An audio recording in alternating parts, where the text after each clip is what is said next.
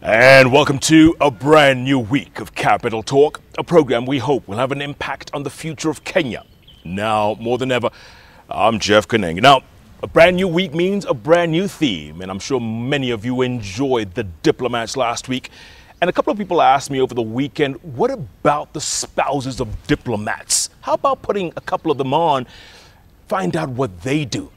And I thought that was an amazing suggestion. And that's exactly what we're going to do this week, because there are a couple of spouses of diplomats out there who are doing work that just needs recognition. Incredible stuff.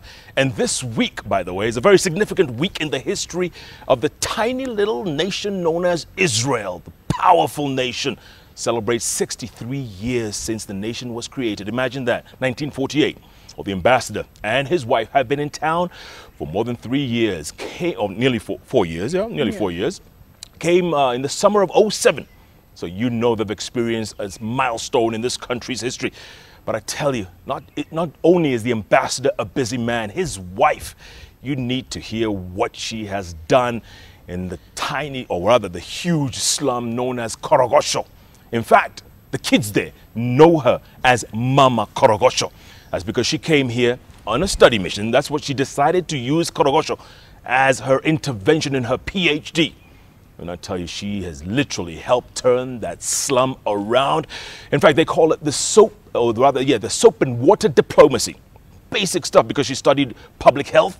She knows that if you just wash your hands, basic stuff, you can indeed raise the comforts and the levels of the people. And they'll build schools, they'll build community centers, they're giving the children food, they're providing sanitary pads, everything and anything that the slum needs, they are providing for. And even Viwandani, not too far away from there, they're also working on that too, folks. She's not just a tea party and dinner party kind of spouse.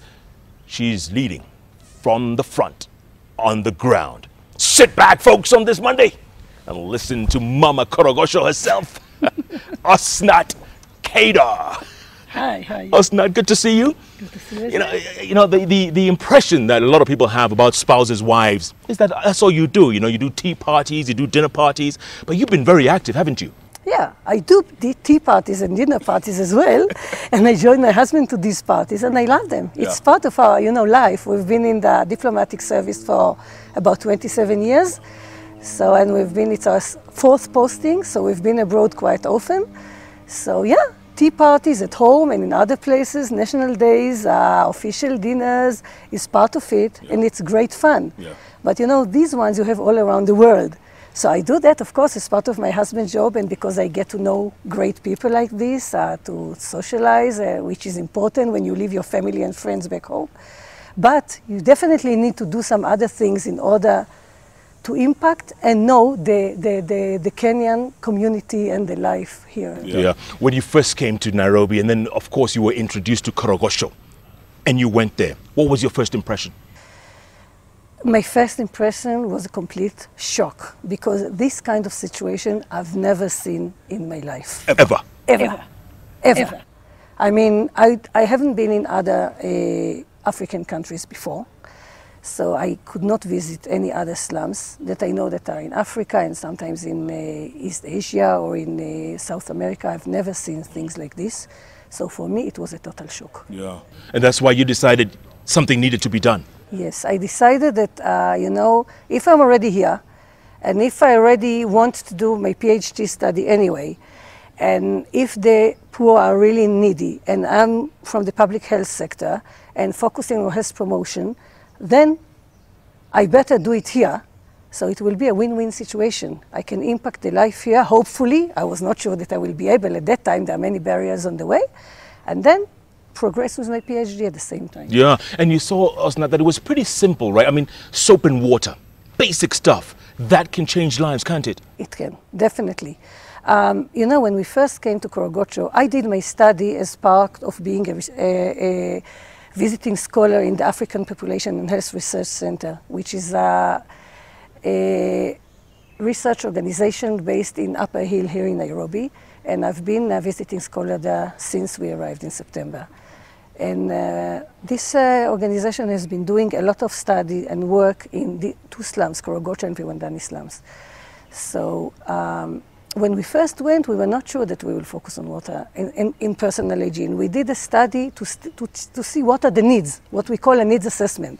And following that study, we found that the most urgent need in the schools is actually personal hygiene, which means improving the water and sanitation facilities, implementing a lot of hygiene promotion and hygiene education activities, engaging the community in the work, and so on and so on. And this one has, even according to the literature, a huge impact. Okay, and not just that, because you also realized some other basic things that we take for granted. I mean, look, sanitary pads for the young girls. Young girls miss school for 4 or 5 days a month because they can't afford sanitary pads. Yeah, so what happened is that we came with that entry point of personal hygiene, and the study was focusing on that. But as part of our work there, we identified a lot of needs for the girls and for the children, like sanitary pads, like food, like textbooks, like a construction of the school itself, like the structure of the school, and so on and so on. So luckily, because we needed, at the beginning, I needed to find source of money for that intervention, because renovating water and sanitation facilities and so on and so on needs an investment. So I managed to link to really some excellent people here that you probably know, like Dr. Chandaria, Manu Chandaria, like who linked me to amazing person and very humbled KP Doshi, who is doing only charity work. And through these two, I managed to link to a lot of great and supportive people here in the foreign community, in the Indian community, even some charities from around the world, from England, that we met here and were introduced. And through them, we managed to get textbooks, storybooks, sanitary pads, food, and even construct a school and a kitchen for children, and get scholarships for children to go into secondary. So through these donations, through these contacts, we managed to get a lot of extra donations that managed to help not only the kids in Korogocho that were in our intervention, but also in the other slums in Viwandani. Yeah. And we're talking about not just 1 or 2 schools in Korogocho, we're talking, what, 11 schools? Yeah, we did our work in 11 schools that were our intervention school, and because it was a study, we collected data also in schools in Viwandani. But the intervention of personal hygiene was done in the Korogocho schools, in 11 schools, and it was basically mainly funded by UN Habitat. Yeah, and when you look back, or once the school, let's say, was constructed in the kitchen,